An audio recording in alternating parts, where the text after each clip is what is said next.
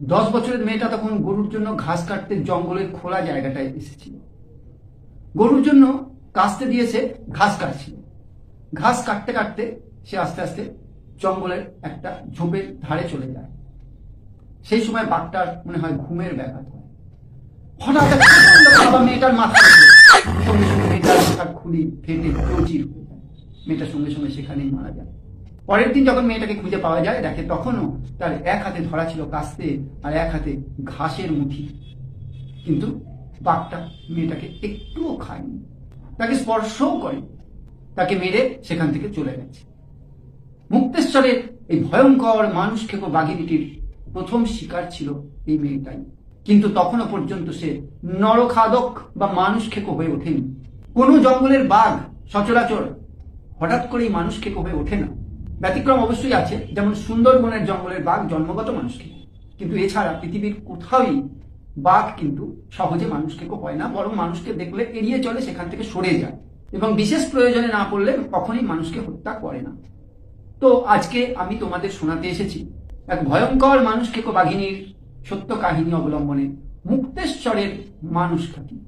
গাড়োয়াল কুমায়ুন হিমালয়ের কোলে ছোট্ট সুন্দর পাহাড় ঘেরা গ্রাম মুক্তেশ্বর, এক ছবির মতো সুন্দর। এই গ্রামের মানুষেরা বলতো যে প্রকৃতি যেন তার সমস্ত শোভা ঢেলে দিয়েছে এই গ্রামটির উপরে।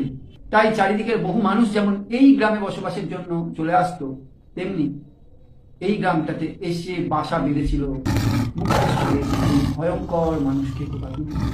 বাঘটির দ্বিতীয় শিকার একটি লোক। সে একটা ঝড়ে ভেঙে পড়া গাছকে কুড়ুল দিয়ে কাটছিল, কিন্তু সে খেয়াল করেনি গাছটার ঠিক ওই পারেই শুয়ে আছে এই বাঘিনীটা। বাঘিনীটা কিন্তু নিজের মতোই ঘুমোচ্ছে। সে লোকটাকে আক্রমণও করেনি, কারণ সে তো মানুষ খেকো নয়। কিন্তু দুর্ভাগ্যবশত লোকটা একদমই কোনো দিক খেয়াল না করে গাছ কাটতে কাটতে বাঘটার উপরেই গিয়ে পড়েছিল। তখন সাথে কিন্তু ঘটনাচক্রে সেই দিন ওই বাঘটা ওই লোকটার পিঠের মাংস থেকে কিছুটা অংশ খুবলে খেয়েছিল এবং এই প্রথম সে নরমাংসের স্বাদ পেয়েছিল। এই নরমাংসের স্বাদ পাওয়ার পর সে কিন্তু আর থেমে থাকলো না। তৃতীয়বার সে একটা মানুষকে আক্রমণ করলো এবং ইচ্ছাকৃতভাবে বুঝে শুনে বিনা প্ররোচনায় এবং তাকে হত্যা করে খেয়েও নিল। অর্থাৎ সে হয়ে পড়লো পুরোপুরি মানুষ খেকো। এইভাবে সে 24টা জলজান্ত মানুষকে হত্যা করেছিল। আর এই বাঘটাকে মারার জন্য বহু শিকারী এসেছিল, কিন্তু কেউই বাঘটিকে হত্যা করতে পারেনি। কারণ বাঘটার একটা বিশেষ বৈশিষ্ট্য ছিল, কারণ বাঘটা কোনোদিনই তার মরির কাছে কখনোই ফিরে আসেনি। এই মরি শব্দটা সম্বন্ধে তোমাদের একটু বলি। মরি শব্দটা হলো কোনো বাঘে যদি কোনো গরু, মোষ, মানুষ বা যে কোনো প্রাণীকে মারে এবং তাকে টেনে নিয়ে গিয়ে কিছুটা খেয়ে আবার রেখে দিয়ে চলে যায়, যে পরে এসে খাবে কি আর ফিরে হয়তো নাও আসতে পারে, ওই যে বাঘের শিকার করা নিহত প্রাণীটা তাকেই বলা হয় মরি। তো এই বাঘটাকে মারার জন্য মরির কাছাকাছি শিকারীদের যেটা সাধারণ পদ্ধতি, মাচা বেঁধে বসে অপেক্ষা করা এবং বাঘটা ওই মরিটাকে আবার খেতে এলে তখন তাকে গাছের উপর থেকে গুলি করে হত্যা করা। এই পদ্ধতি কেউই কাজে লাগাতে পারেনি, কারণ বাঘটা কখনোই ফিরে আসেনি। এরকম অনেক চালাক চতুর বাঘ আছে, শিকারীরা দেখেছে যে কখনোই সেখানে আর ফিরে আসে না। তোমরা শুনলে অবাক হয়ে যাবে, বাঘের বুদ্ধি কিন্তু মারাত্মক। মানুষের কাছাকাছি তো বটেই, কখনো কখনো মানুষের থেকে অনেক বেশি বুদ্ধি ধরে এই বাঘ।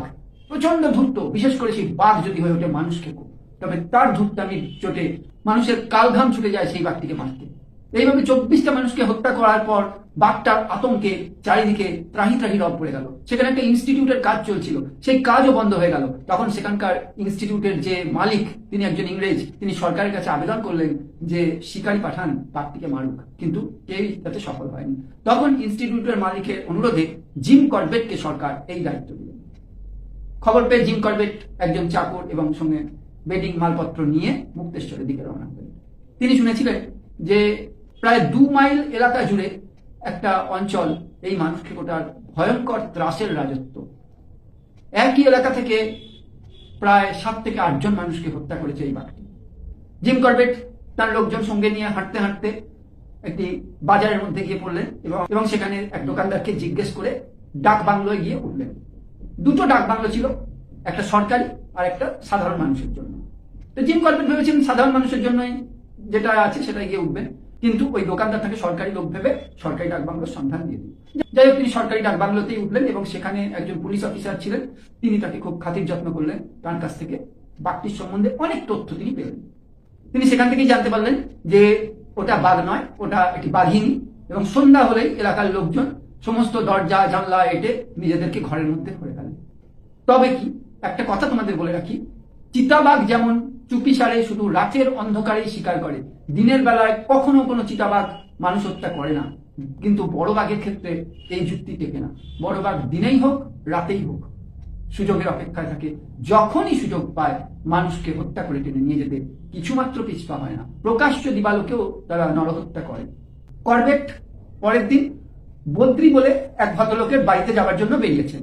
এই বদ্রি বলে লোকটি করবেটের এক পুরনো বন্ধুরই ছিল। সে ওখানে আপেল বাগানের মালিক। তো যাই হোক, তো জিম করবেট খোঁজ খবর নিতে নিতে যাচ্ছে। ঝোপঝাড়, আগাছা, বড় বড় গাছপালা ভর্তি জঙ্গল, তার মধ্যে দিয়ে পায়ে চলা সরু পথ। হঠাৎ দেখলেন একটি ছোট্ট মেয়ে একটা কালো রঙের গরুকে কিছুতেই বাঘ বানাতে পারছে। সে খুব রেগে যাচ্ছে। একটা বাঘ থেকে দুটো রাস্তা দুদিকে চলে গেছে, একটা মুক্তেশ্বরের দিকে আর একটা সোজা চলে গেছে। কিছুতেই গরুটা মুক্তেশ্বরের দিকে যাবে না, ও সোজা রাস্তায় যাবে। আর বাচ্চা মেয়ে, সে কি আর পারে? তাও অনেক চেষ্টা করছে, গরুটাকে খুব গালাগালি করছে যে যাতে মুক্তেশ্বরের দিকে যায়। তখন করবেট দেখলেন বেগতি, তিনি কি করলেন, একটা গাছের ডাল ভেঙে গরুটাকে দুধা দিতে গরুটা মুক্তেশ্বরের দিকে। তাতে মেয়েটা খুশি হলো, তিনি মেয়েটার সঙ্গে সঙ্গে চলতে লাগলেন। মেয়েটা তাকে বলছে, তুমি আমার সঙ্গে আসছো কেন? তখন করবেট জিজ্ঞেস করলেন যে এই রাস্তায় তুমি একা একা গরুটাকে নিয়ে কোথায় যাচ্ছ?